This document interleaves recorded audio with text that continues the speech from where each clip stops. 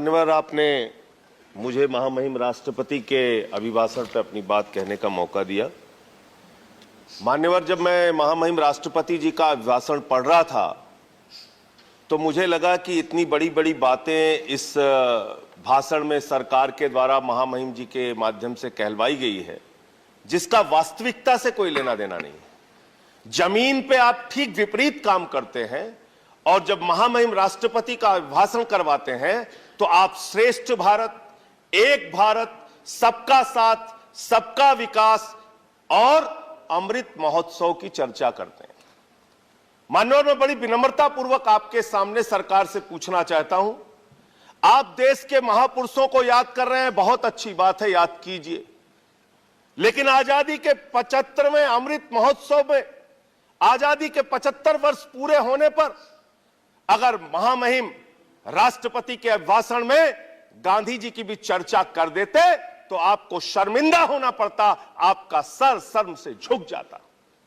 अहिंसा के पुजारी राष्ट्रपिता महात्मा गांधी को धर्म संसद बुलाकर उत्तराखंड में अपमानित किया जाता है मान्यवर, मध्य प्रदेश में अपमानित किया जाता है मान्यवर, छत्तीसगढ़ में अपमानित किया जाता है मान्यवर। मैं कहना चाहता हूं, अगर यह सरकार गोडसे की विचारधारा पर चल रही है तो मुझे कुछ नहीं कहना, लेकिन अगर गांधी के प्रति जरा भी सम्मान है तो उन लोगों के खिलाफ मुकदमे दर्ज करके उनको जेल के सीखचों के पीछे डालना चाहिए। यह राष्ट्रद्रोह है मान्यवर।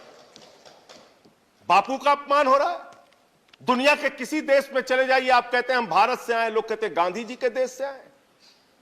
उस महात्मा गांधी का अपमान इस देश में हो रहा है मान्यवर, आजादी के 75वें साल में, और सरकार खामोश, प्रधानमंत्री जी खामोश, कोई उसकी चर्चा नहीं करते, क्योंकि कहीं ना कहीं भारतीय जनता पार्टी जिस विचारधारा से आती है वो विचारधारा गोडसे को महिमा मंडित करने की विचारधारा है, गांधी के विपरीत काम करने वाली विचारधारा है। दूसरी बात मान्यवर, सबका साथ सबका विकास का जिक्र किया गया।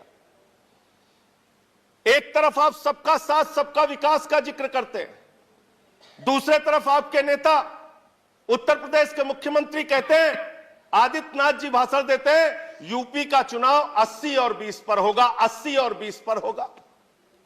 ये 80 और 20 क्या है?